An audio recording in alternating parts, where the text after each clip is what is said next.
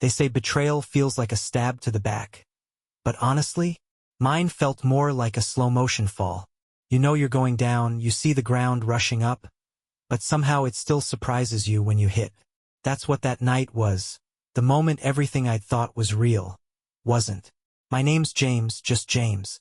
No need for middle initials or titles. I used to be a husband, a partner, maybe even someone's forever. That was before Laura, my wife of 9 years, decided to start clocking in overtime at the office. Emotionally, physically, and very much not with me.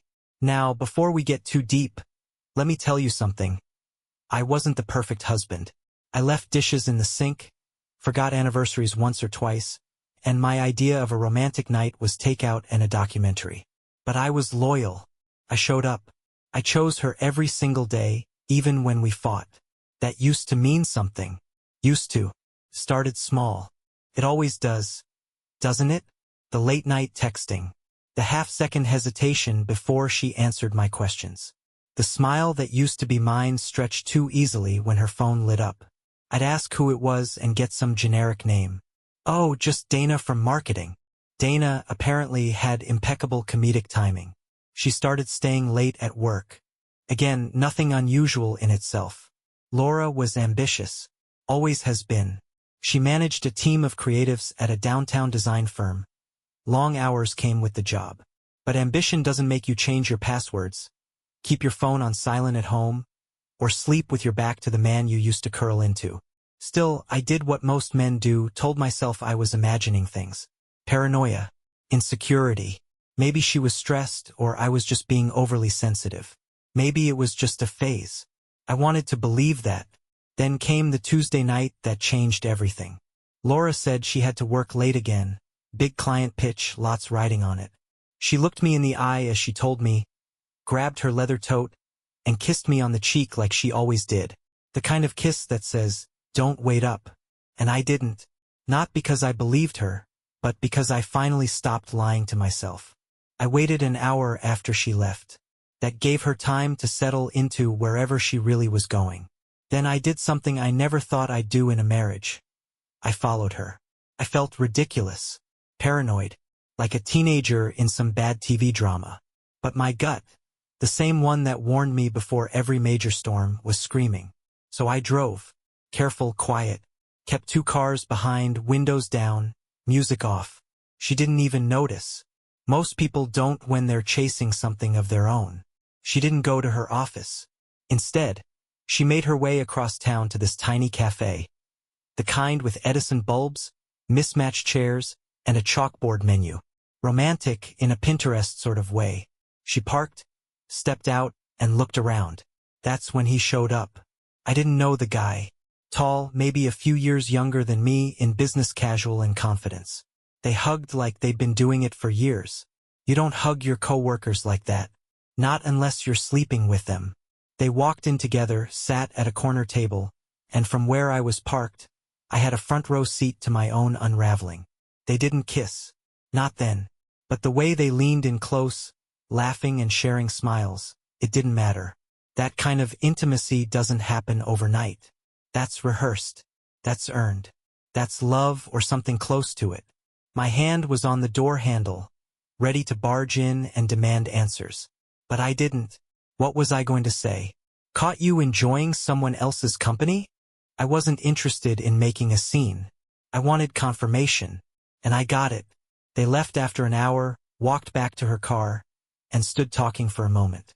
That's when she touched his face. Just gently, like she was memorizing him. Then she leaned in and kissed him. A quiet, familiar moment I wasn't meant to see. That was it. I drove home on autopilot. My chest was tight, my face numb. But I didn't cry. Not then.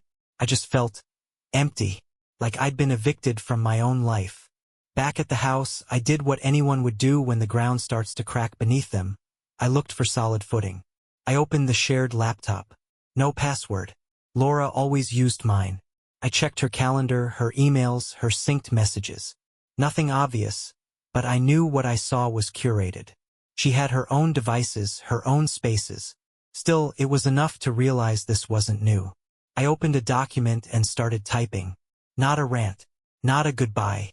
Just a record. Dates, suspicions, the cafe address, the time. I didn't know what I was going to do with it, but it made me feel less powerless.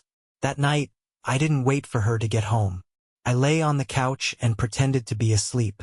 She came in around midnight. Quiet. I heard her kick off her shoes, tiptoe into the kitchen. Then the bathroom. Then the bedroom. No attempt to check on me. No good night. Just silence. In that silence, I made a decision. Not out of rage. Not out of pride. Just necessity. I was going to leave. Not immediately. Not with a fight. But with my dignity. The next day I called a lawyer. Not to file, not yet. Just to understand my options. Turns out, I wasn't crazy for wanting out with some sense of control. No-fault divorce, the lawyer said. But if you've got proof of infidelity, that can help in negotiating terms. I didn't have photos. Just memories I never asked for. You could hire a private investigator, she said. Get something solid. Texts, photos, timestamps. We've got people who can help. And so I did. Funny thing, when you hit rock bottom, you either break or build. I started building. Quietly. Brick by brick. I started taking walks again. Not for exercise. For air. I smiled more at strangers, just to remind myself I still could. I stopped checking Laura's location. Stopped waiting for her to come home. Emotionally, I started packing long before the suitcases came out. She didn't notice. Or maybe she did and didn't care. One night, about a week after that cafe rendezvous, Laura came home early. Said she was exhausted. Wanted to watch a movie. She curled up beside me on the couch like nothing had changed. Asked about my day, laughed at my jokes, kissed my neck during the credits. I played along. Not because I'd forgiven her, but because sometimes you need to see the mask up close to know how fake it is. She smelled like lavender and lies. The PI called the next morning. We have some footage, he said. Same guy, same cafe, different night. I didn't ask for details. I just said thank you. Later that day, I printed the report, tucked it in a folder, and placed it in my safe, right next to our wedding photos. That evening, over dinner, I looked at her across the table and asked, "You happy?"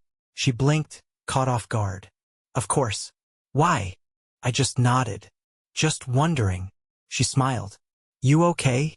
I'm getting there, I said. And I was. You ever look in the mirror and not recognize the man staring back? Not because you've aged overnight or because your hair's starting to retreat in quiet defeat. No. It's the eyes. The eyes stop looking hopeful. They start looking like they've seen something they shouldn't have.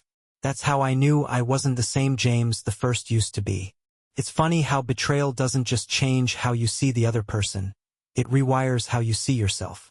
I was sitting in my car after work, hands on the wheel, engine off, just watching the world pass by. Families walking their dogs. Kids riding scooters. A couple laughing about something dumb and beautiful. All that regular life noise. And me? I was somewhere between grief and detachment. In that weird little pocket of numb where everything feels like it's happening on the other side of glass. A few days earlier, I had sent Laura a text. You want to do dinner Friday? Just us. She responded in under a minute. Sure.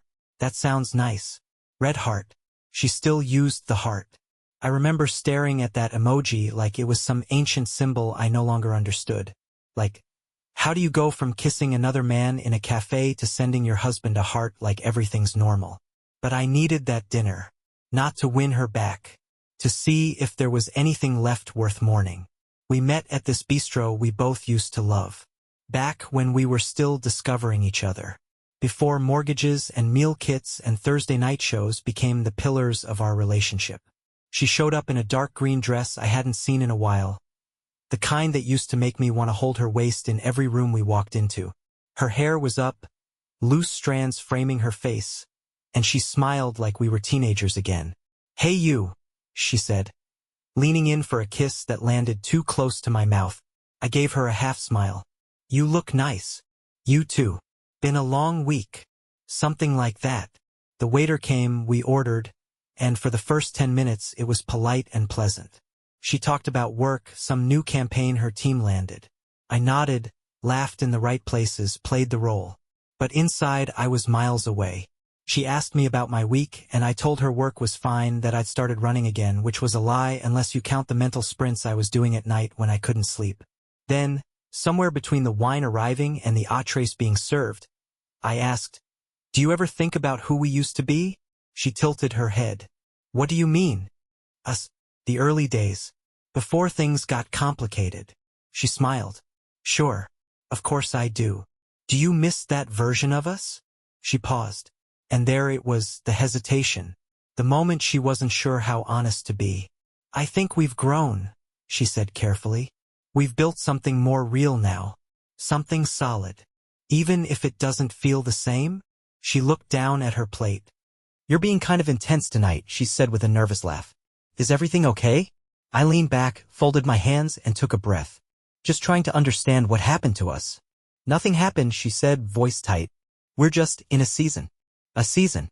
That word. I swear, people use season the way others use Band-Aid. Slap it over a wound and hope no one notices it's still bleeding. We didn't talk much after that. Finished our meals in silence, exchanged a few more smiles. On the way home, she rested her hand on mine as I drove. I let it sit there for a moment, then pulled it away to adjust the AC. The silence between us wasn't hostile. It was worse. It was indifferent.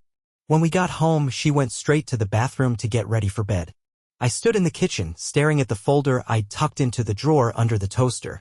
Inside were photos of her and Café guy holding hands, sitting close, laughing like they shared 1,000 secrets.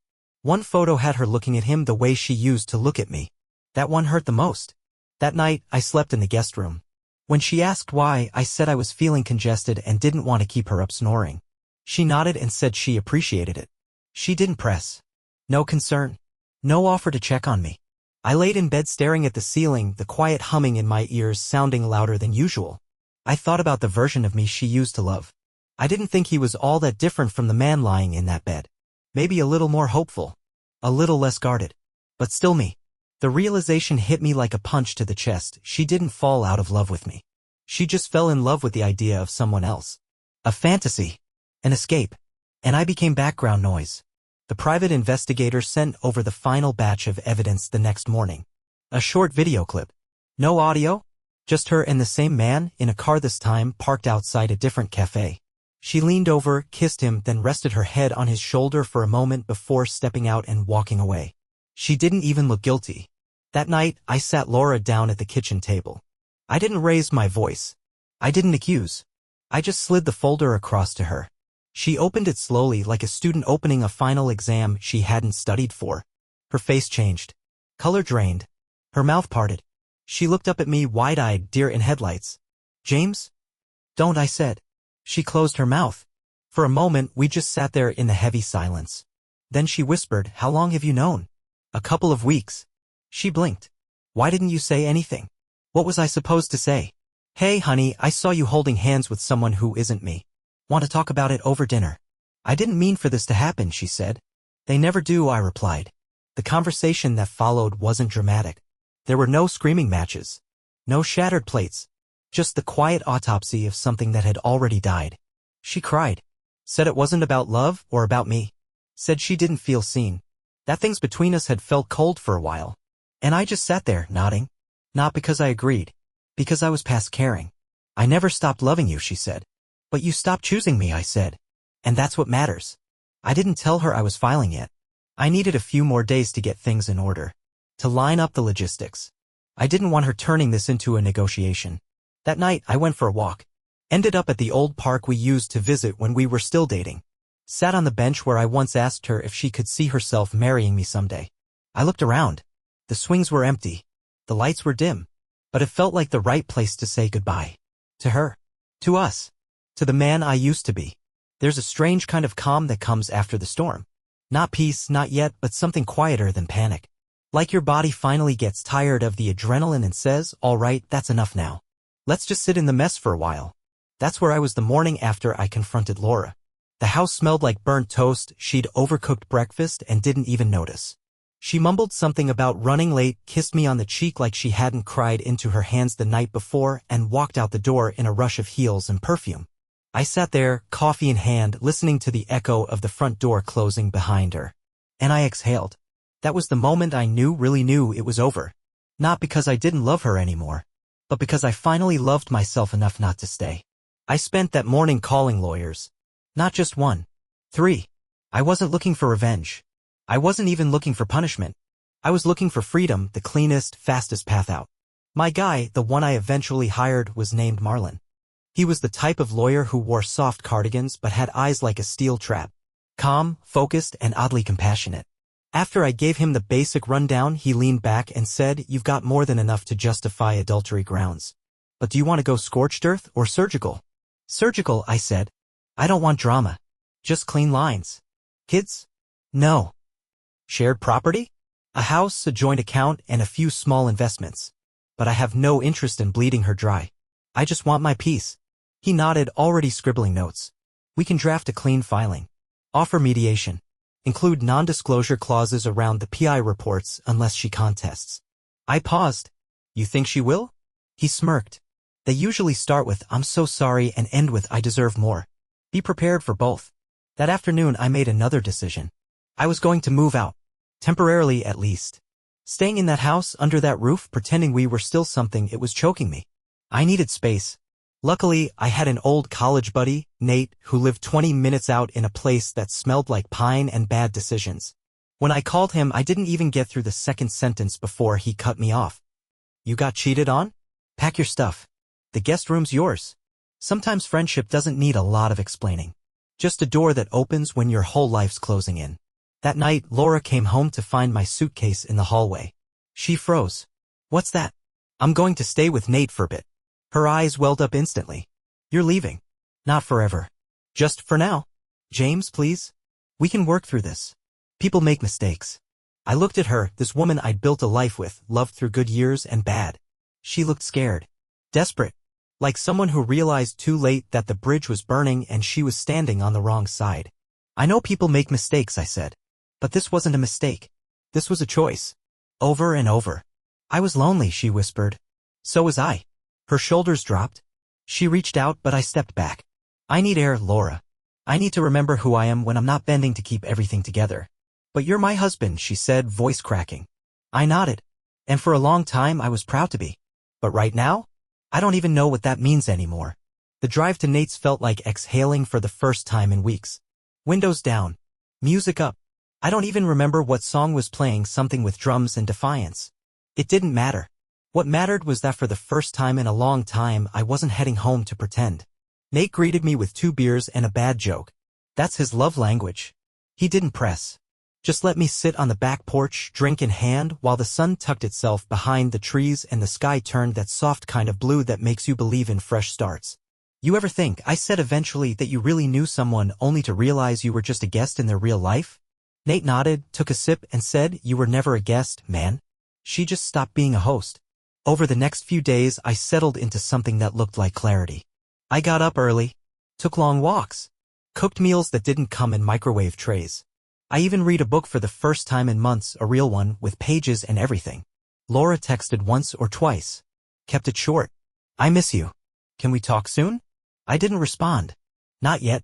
Not because I was punishing her. I just didn't owe her my attention anymore, not until I decided what I wanted to do with what was left of us. Then, on the 5th night, Nate handed me his phone. "It's her," he said quietly. Laura's voice came through the speaker, shaky. "Is he okay?" "I'm not his handler, Laura. I'm his friend. Tell him I'll do anything. I'll go to therapy. I'll quit my job if that's what it takes. I just need him to know I still love him." Nate looked at me, eyebrows raised. Waiting. I took the phone. "Laura.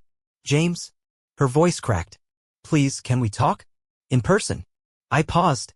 "I'm not saying no," I said. "But I'm not saying yes right now either." Silence on the line. "I just need you to understand," she finally said, "I never stopped loving you." "Maybe not," I replied. "But you stopped honoring me. And that's what broke us." That night I wrote a letter. Not to her, to myself. Just a few lines. "You are not what she did to you. You are not defined by who left or who stayed. You are still whole, even if you feel cracked right now. Keep walking, even if your legs shake." I folded it up, tucked it into my wallet. A reminder for the days when grief came knocking, dressed as nostalgia. There's a moment in every man's life when he realizes he's been living in a house made of cardboard and then the rain comes. Turns out, heartbreak doesn't just soak through your clothes. It finds the spots in your soul you thought were waterproof. But here's the thing, once the walls fall, you start to see what actually matters. And sometimes, what's left is just you standing in the ruins, blinking in the light, wondering what to build next. That's exactly where I was. Nate's guest room was starting to feel like a home away from home. Not because it was fancy, far from it. It had a lumpy twin mattress, a squeaky fan, and a stubborn window that refused to open more than 2 inches. But for the first time in a while, it was a space I didn't have to share with Lies. Every morning I'd sit on his porch with a mug of coffee that always tasted like burnt hope, and I'd just be. No texts from Laura. No pretending. Just air in my lungs and quiet in my mind. And that's where I was when the text finally came in. I need to see you. Just to talk. No begging. No scenes. Please. I stared at the screen for a good 5 minutes. I could feel Nate watching me from the grill, spatula in hand. You gonna go? He asked. I shrugged. I think I owe her $1 goodbye. Nate didn't say anything. Just nodded and flipped a sausage. We'd gotten good at those little silences, the kind that say a lot more than words ever could. We agreed to meet at a park halfway between our house, her house now, and Nate's place. Neutral ground. The kind of place where breakups don't feel like they echo quite as loud. She was already sitting at a picnic table when I arrived, hands folded in her lap like she was waiting to take an exam. She looked up as I approached. Worn. Pretty but hollow. Like someone who'd been rehearsing a monologue in her head for days. Hey, she said, standing. Hey. We sat down. The breeze rustled the trees overhead, and for a second it felt like we were just another couple enjoying a spring afternoon. I'm not going to go into a whole speech, she said, nervously twisting her fingers. I just wanted you to see me. Not through texts. Not in the kitchen with a folder between us. Just me. I nodded. Let her talk. I know what I did. I know I broke something we spent years building. And I don't expect you to forgive me. I don't even know if I'd forgive me. But I wanted you to know it wasn't about him. I looked at her. Then what was it about? She swallowed hard. I think I got tired of feeling invisible. You were always steady, always there, but somewhere along the way I stopped feeling seen. Noticed. Desired. And your solution, I said, was to find someone who made you feel that way? She nodded, ashamed. I know it sounds selfish. It was selfish, I said. But I get it. Her eyes widened. You do. I don't excuse it, I said. But I get it. You were hurting. And instead of talking to me, you found someone who told you what you wanted to hear. I leaned forward. But here's the thing, Laura. I was hurting too. You think I didn't notice how you drifted? How your laughter went elsewhere? I just didn't cheat. I stayed. A long silence settled between us. I miss you, she said finally, her voice cracking. I miss who we used to be, I replied. But I don't miss this. She nodded slowly, tears brimming. I'll sign whatever you need, she said. I'm not going to fight you. I reached into my backpack and slid over an envelope. Already prepared. Mediation included. No drama. She looked down at it like it was radioactive. I thought I'd feel relieved, she whispered. But this feels like a death. It is, I said. But maybe it's the kind that lets us both live afterward. We didn't hug. We didn't hold hands. We just sat for a minute longer, staring out at the pond where a couple of ducks were going in circles, chasing nothing. Then she stood, gave me one last look, the kind of look you give to an old photo before you tuck it away, and walked back to her car. I didn't watch her leave. I was already looking forward. That evening, I packed up the last of my stuff from Nate's and checked into a short-term rental. 1 bedroom, small kitchen, but the walls were solid and the lock clicked like it meant it. It wasn't home yet. But it was mine. Over the next few weeks, something wild happened. I started smiling again. Not the I'm fine kind of smile you paste on at family functions, the real kind. The kind that sneaks up on you when a dog sticks its head out of a passing car window.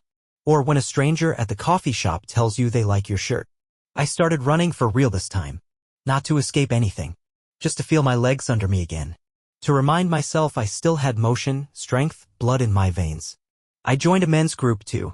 Not a support group, more like a group of guys who've been through the ringer and decided to build something new. We talk. We laugh. Sometimes we just sit and let the silence do the work. Turns out healing doesn't always look like crying in a therapist's office. Sometimes it looks like grilling burgers on a Sunday and realizing you don't miss your old life as much as you thought you would. A few weeks after mediation started, I got a letter in the mail. From Laura. Inside was a simple card. No hearts, no frills. Just a handwritten note. I hope you find what you were always willing to give. I'm sorry I didn't protect what we had. I see it now, just too late. Thank you for loving me as long as you did. I'm learning how to love myself now. Laura. I sat with that card for a long time. Then I put it in a drawer. Not to revisit. Just to acknowledge it existed. You ever clean out a closet and find something you forgot you owned, a jacket that still fits, a photo from a better time, some old concert ticket stub with your younger self's energy still clinging to it? That's kind of what it felt like, this next chapter of my life. I wasn't trying to reinvent myself.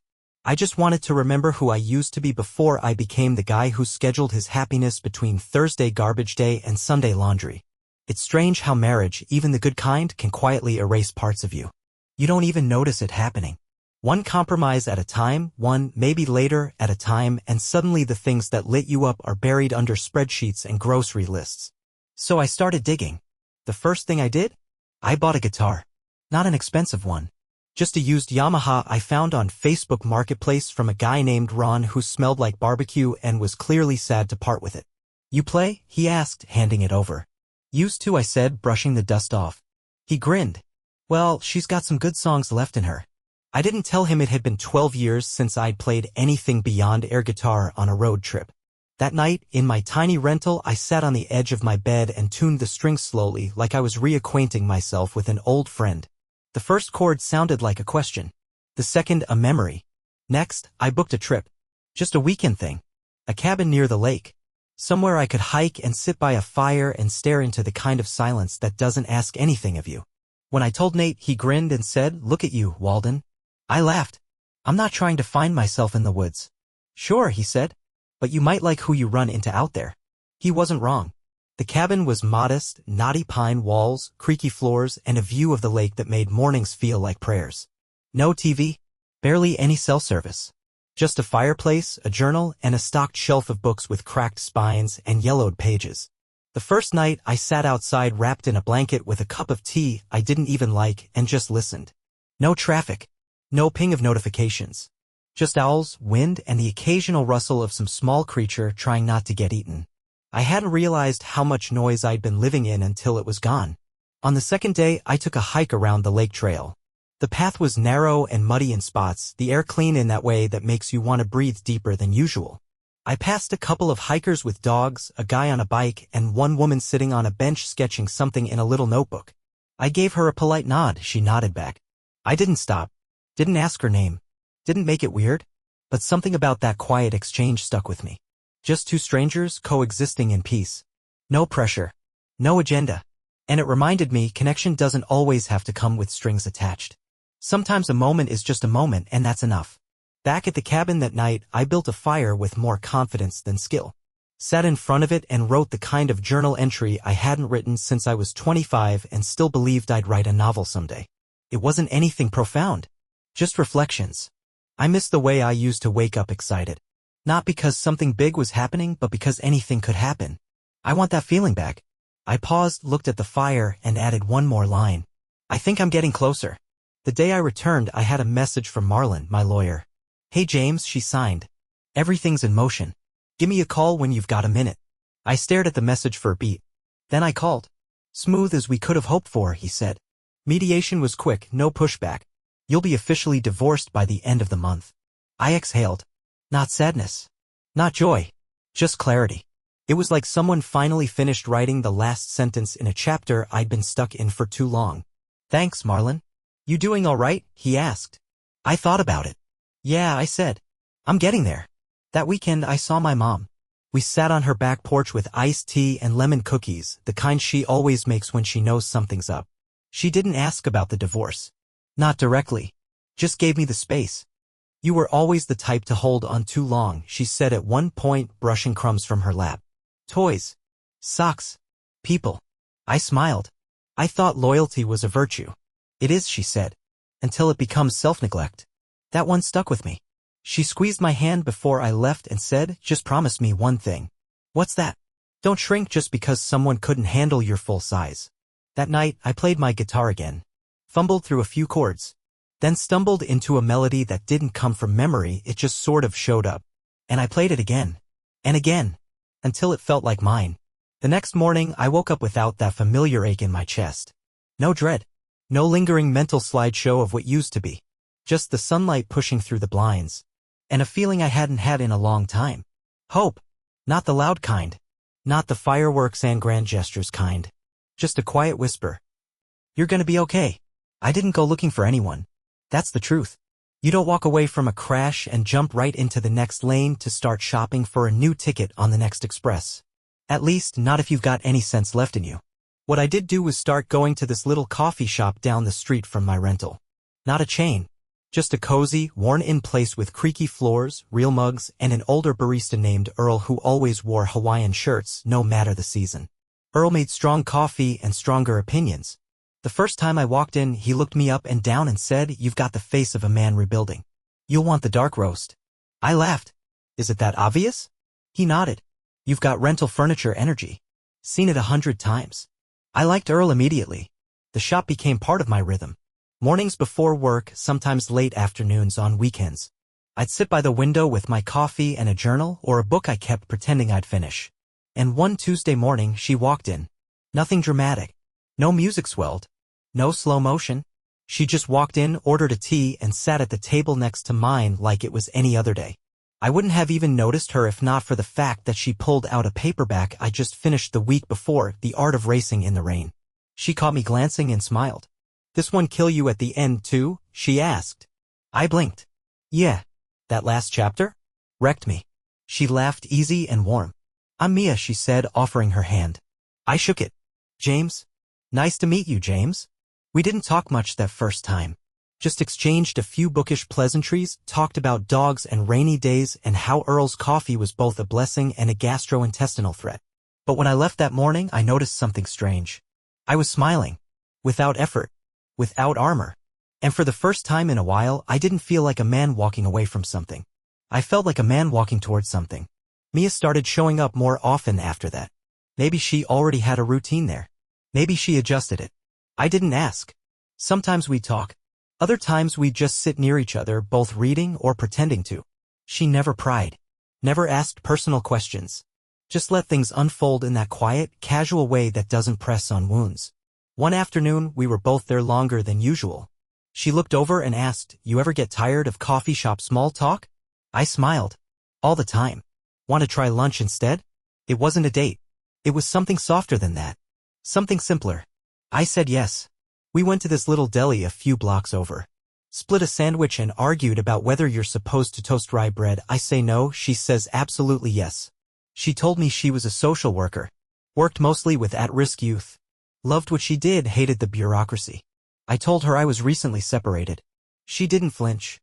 Just nodded. Divorced? Almost finalized. She sipped her iced tea. Hard road. Still got gravel in my shoes. She smiled. "Well, you've got good boots." That was it. No awkwardness. No heavy questions. Just grace. After that, things unfolded slowly. We saw each other a few times a week. Walks. Lunches. Bookstore detours. No big gestures. No tangled expectations. Just the slow drip of something kind and real. And still, I hesitated. Not because I didn't like her. Because I did. And that scared me more than I expected. One night, we were walking near the lake. The air was cool, stars soft above the water. She stopped, turned to me. "James? Yeah? I'm not in a rush. I just need to know if you're actually here or if I'm just your rebound hike through emotional detox." I laughed. Not at her. Just at how well she read me. "I don't know if I'm fully there yet," I admitted. "But I'm not using you. I don't do casual." She nodded. "Me either." I took a breath. "I like you, Mia. But I'm still learning how to trust my gut again. Still unpacking a lot." "Then let's unpack," she said. No pressure. Just presence. That night, I didn't invite her in. She didn't expect me to. But when I hugged her goodbye, it wasn't awkward. Felt like home. A week later, my divorce was finalized. Marlon sent me a copy of the signed documents with a short note. "You're officially free. Use it wisely." I stared at the word for a long time. Free. It didn't feel like a celebration. Felt like permission. I called Laura the next day. We hadn't spoken since that day at the park. She answered, voice quiet. "Hi. I just wanted to say thank you," I said, "for signing, for not dragging this out." "I owed you that much," she replied. We didn't say much more. There wasn't much to say. I didn't tell her about Mia. Didn't feel right. But I did tell her something honest. I hope you find peace, Laura. Not the kind that comes from distraction. The real kind. She was silent for a beat. Then, I hope you do too. That weekend I saw Mia again. We sat on her porch this time. Drank coffee. Talked about nothing and everything. At one point, she leaned her head on my shoulder and said, "You're different lately." "How so?" "Lighter," she said. "Like you finally put something heavy down." I thought about that for a moment, then nodded. "Yeah," I said. "I think I finally did." Closure isn't something you wake up with. It doesn't come in the mail. It doesn't arrive with a signature from the court or a kind word from the person who hurt you. Closure is something you make, with your own two hands. And sometimes it's messy. A month after my divorce was finalized, I stood in the middle of my tiny rental's living room and looked around. Same sagging couch. Same leaning bookshelf. Same crooked lamp that buzzed like it had opinions. But the air was different. I wasn't waiting for her to come home anymore. Wasn't hoping she'd apologize, or explain, or reach for me. I didn't need that, because I had done something much harder. I forgave her, and I forgave myself. It didn't happen all at once. There wasn't a moment where a beam of light came down and said, "You're healed now." It was slower, quieter. It was in the way I stopped checking her social media. In the way I stopped imagining running into her at the store and showing her how well I was doing. In the way I no longer felt like my story ended the day she kissed someone else. That story, that chapter is closed. And I've started writing a new one. I see Mia more often now. Not every day. We still take our time. Still hold space for the pieces we're each putting back together. She knows the full story now, the worst of it. One night, I told her everything. About the cafe. About the folder. About the look Laura gave me when she realized she'd been caught. Mia didn't flinch. Didn't judge. Just listened, her hand resting lightly on my knee, like an anchor that didn't need to be heavy. When I finished, she asked only one question. "Do you believe in love again?" I looked at her, this strong, self-assured woman who'd never once asked me to rush. "Yeah," I said quietly. "But this time, I believe in the kind of love that includes me. I see my old life now like a painting behind glass. Familiar, distant, untouchable. There were good parts. I won't pretend there weren't. Laura wasn't a villain, and I wasn't perfect. But we stopped showing up for each other. She just acted first. That used to burn. Now, it's just a fact. And facts don't scare me anymore. I moved into a new place. Not big, not flashy, but it has character, like a house that knows things. I painted the walls with colors that make me feel calm. Hung up photos of the mountains I want to visit. Bought a real coffee maker. I even put a welcome mat out front. It says, "Come as you are." Felt like the right message for guests. And for me, Nate still checks in. We get wings on Thursdays and argue about baseball. Sometimes we don't talk about anything at all. And it's still the highlight of my week. One night, over a beer, he said, "You're different now." "How so?" "You're not waiting anymore." He was right. For a long time I was waiting for an apology, for an explanation, for a feeling to come back, or for the pain to leave. Now I'm not waiting. I'm living. I still think about her sometimes. Not in anger. Not in longing. Just in that quiet, distant way you remember an old street you don't drive down anymore. And I wish her well, not because I want her back, but because I want to be the kind of man who can wish her well. I started playing guitar at open mic nights. Terribly at first. Less terribly now. The first time I played in front of people, my hands shook like leaves. But when I finished, I looked up, and there was Mia in the back, clapping like I just headlined Madison Square Garden. Afterward, she kissed me on the cheek and whispered, "Told you you had more songs in you." Sometimes, late at night, I lie in bed and think about how life is rarely what we plan, but sometimes what we end up with is better than what we were chasing. I used to think love was about holding on. Now I think it's about showing up. Fully. Flawed. Honest. Present. And if that means walking away from something that doesn't serve you, even if it used to, then that's not failure. That's growth. One morning, I woke up, stretched, and walked barefoot to the kitchen. The light came in just right, warm on the floor. I poured myself a cup of coffee, sat down by the window, and watched the world go by. And for the first time in a long, long time, I didn't feel like something was missing. I just felt here. And I smiled. Not because everything was perfect, but because I was whole.